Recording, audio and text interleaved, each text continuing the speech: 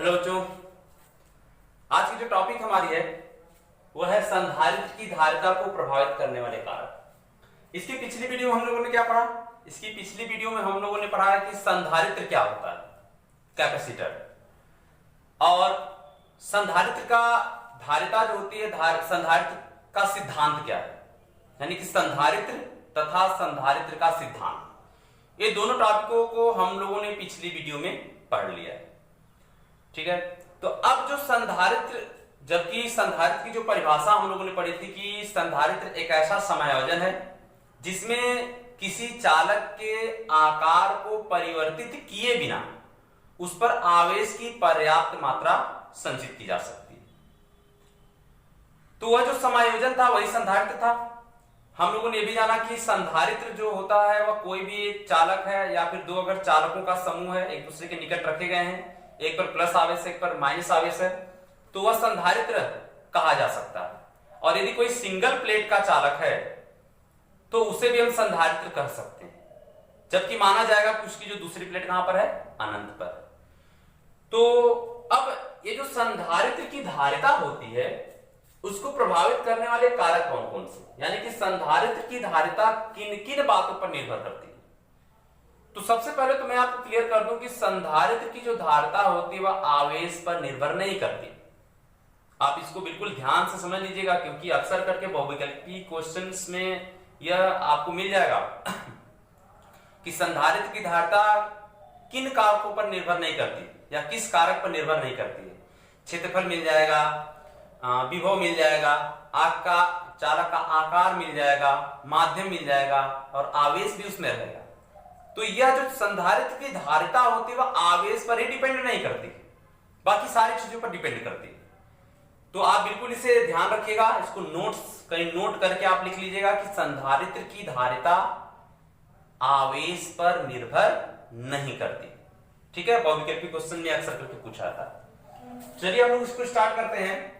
जो सबसे पहला कारक होता है कि संधारित्र में क्या होता है कि संधारित्र में दो चालक प्लेटें होती जो एक दूसरे के अत्यंत समीप स्थित होती हैं, चालक प्लेटें होती हैं। ठीक है, तो जो प्लेट होती है, संधारित्र की जो धारिता होती है वो प्लेट के क्षेत्रफल पर डिपेंड करती है कि क्षेत्रफल कम है अथवा ज्यादा है।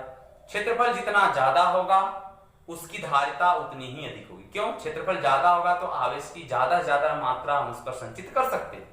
तो जब ज्यादा ज्यादा मात्रा आवेश संचित करेंगे तो इसका मतलब है कि उसकी धारिता भी क्या होगी, ज्यादा होगी। तो सबसे पहला नंबर है कि प्लेट के क्षेत्रफल पर, प्लेट के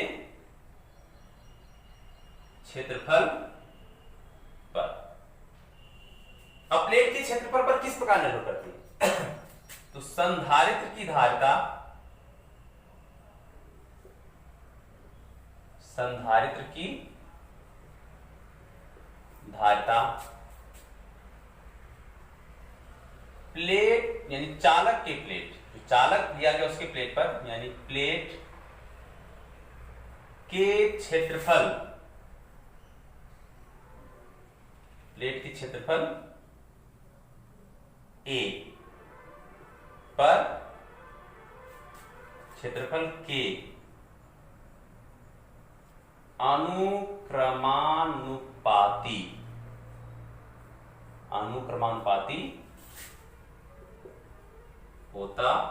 होती है, अर्थात C प्रोपोर्शनल टू A, यानी कि क्षेत्रफल जितना ज्यादा होगा धारिता उतनी ही अधिक होगी। ठीक है, दूसरा नंबर, प्लेटों के बीच की दूरी पर, प्लेटों के बीच की दूरी पर,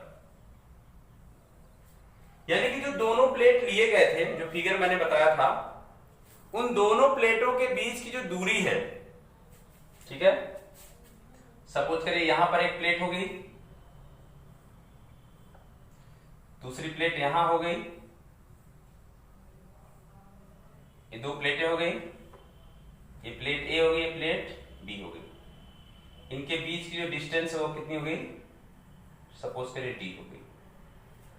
कि दो प्लेटें हैं ए व बी। एक चालक अचालक स्टैंड मैं इसको बना दे रहा हूं, ठीक है। इसको भूमि से संपर्कित कर दिया गया है और इसको क्या है कि एक कैथोड किरण, एक यहां पर विद्युतदर्शी लगा दिया गया है।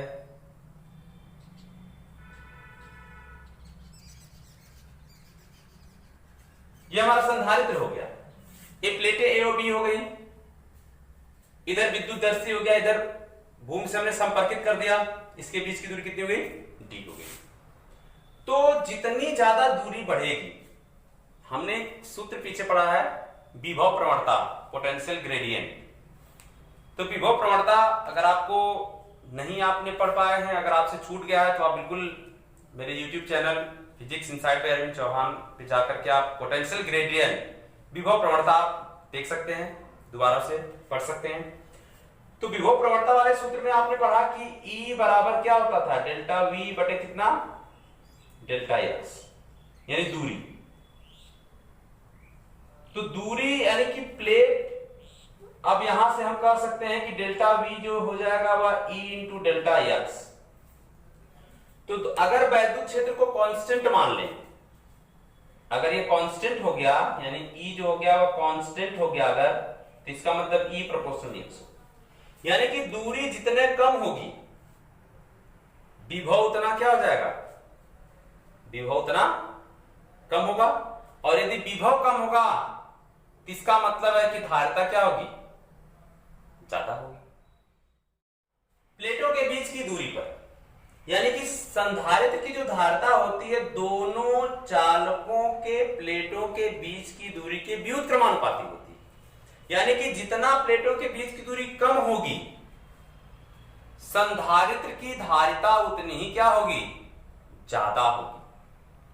प्लेटों के बीच की दूरी जितने कम होगी, संधारित्र की धारिता उतनी ही ज्यादा होगी। यानी दूरी कम तो धारिता ज्यादा, यानी दूरी कम तो विभव कम, और विभव कम तो धारिता ज्यादा। तो हम कह सकते हैं कि प्लेटों के बीच की दूरी पर, तो हम कह सकते हैं कि संधारित्र की धारिता, संधारित्र की धारिता प्लेटों के बीच की दूरी के व्युत्क्रमानुपाती होता है, व्युत्क्रमानुपाती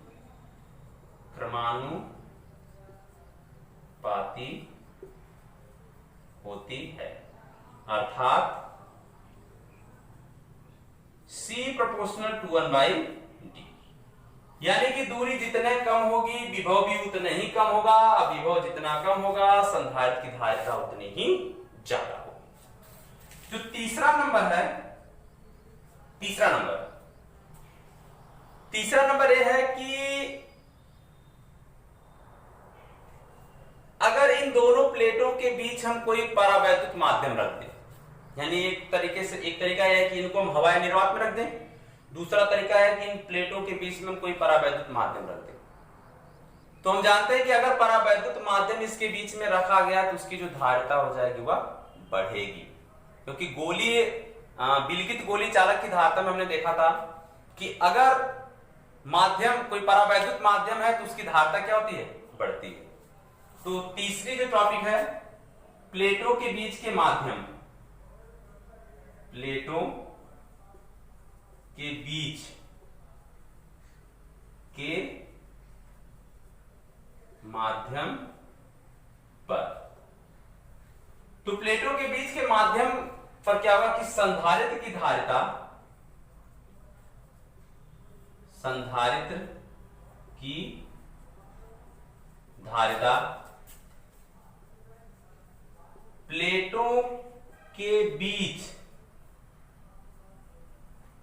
स्थित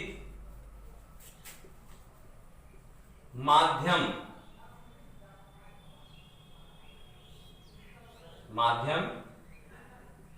के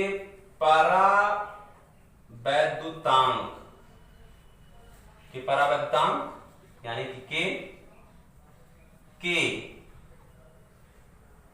अनुक्रमानुपाती